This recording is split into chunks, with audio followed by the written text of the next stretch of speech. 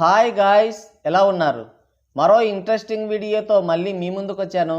ఈ వీడియో చివరి వరకు చూసి నచ్చితే ఒక లైక్ వేసుకోండి. ఓకే, ఇక వీడియో స్టార్ట్ చేద్దాం. ఆ ఎదవని దీవించు అంటే నాలాగే వర్దిల్లు అన్నాడంట ఎవడో. అట్టనే అయిపోయింది రజనీ తాతయ్య పరిస్థితి అని వాపోతున్నారు మన ట్రేడ్ పండితులు.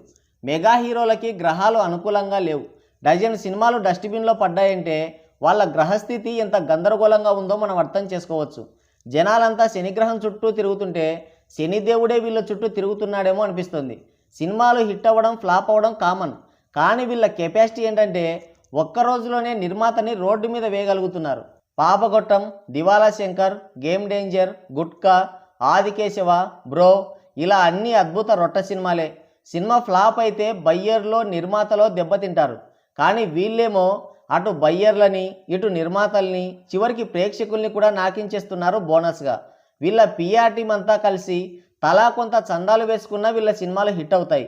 వీళ్ళు ఇచ్చే బిల్డప్కి వచ్చే చిల్లర కలెక్షన్స్కి ఎక్కడా పొంతన కుదరడం లేదు.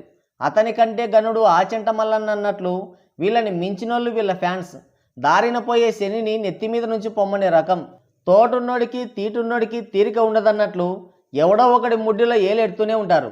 మీ హీరోల సినిమాలని హిట్ చేసుకోండి బాబులు అంటే వాడిని తొక్కుతాం, ఈ సినిమాని బ్యాన్ చేస్తాం, ఆ సినిమాని ఫ్లాప్ చేస్తామని డబ్బాలు కొడుతుంటారు. మా కోడి కుంపటి లేకుంటే మీకు తెలవారదు అన్నట్లు బిల్డప్ ఇస్తుంటారు. పోనీ అలా అన్నా చేస్తారా అంటే అది లేదు.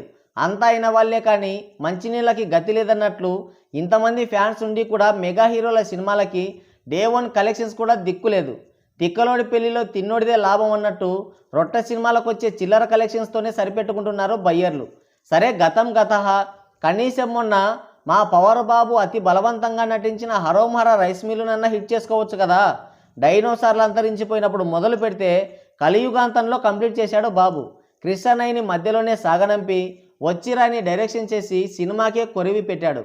మనల్ని ఎవర్రా ఆపేదని వచ్చి ఆపే ఛాన్స్ కూడా ఎవరికి ఇవ్వలేదు. మన బాబు దేంట్లో ఏలెట్టినా అది గట్టెక్కిన దాఖలా లేవులే. రైస్ మిల్లు కూడా సేఫ్గా అస్సాం దౌడే తీసుకుంది. మెగా ఫ్యాన్స్, పీకే ఫ్యాన్స్ ఒక్కొక్కరం 10 సార్లు చూసి ఈ సినిమాని హిట్ చేస్తామని తొడలు వాచిపోయేలా కొట్టుకున్నారు.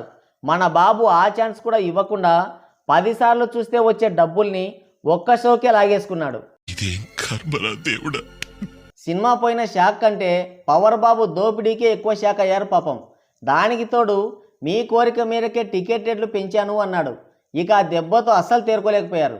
సినిమా పోయింది, డబ్బులు పోయింది, వాళ్ళ శపథం కూడా నీరు గారిపోయింది. దెబ్బ మీద దెబ్బ. పవర్ బాబు కొట్టిన దెబ్బకి అతలాకుతలం అయిపోయారు. పవర్ బాబు పవర్ ఏంటో చూపిస్తాం, కల్టు చూపిస్తామన్నారు. రొట్ట కంటెంట్కు రేట్లు పెంచి వీళ్ళ పవరే పీకేశాడు బాబు. రైస్ మిల్లు ఆడే థియేటర్ల చుట్టుపక్కల ఎవ్వరూ కనిపించకుండా పోయారు. నాకు లెక్కొంది, లెక్కలన్నీ తెలుస్తాని వీళ్ళ దగ్గర లెక్క లేకుండా చేశాడు బాబు. దాంతో మెగా ఫ్యాన్స్ అంతా అండర్ గ్రౌండ్కి వెళ్ళిపోయారు. మళ్ళీ ఎన్టీఆర్ సినిమా వస్తుండడంతో మళ్ళీ నిద్ర లేచారు. ఎలాగైనా సరే వాటుని ఫ్లాప్ చేయాలని తమిళ సాంబారు కూలీ సినిమాని పైకెత్తుకున్నారు. ఓ హైప్ ఇచ్చారు. అలా ఇలా కాదు, ఓ రేంజ్లో హైప్ ఇచ్చారు. సినిమా తీసిన లోకి మామకి ఓపిక చేసుకొని నటించిన రజనీ తాతకే డౌట్ వచ్చింది. అంతలా ఏముందబ్బా ఈ సినిమాలో అని ఆ రేంజ్ హైప్ ఇచ్చారు.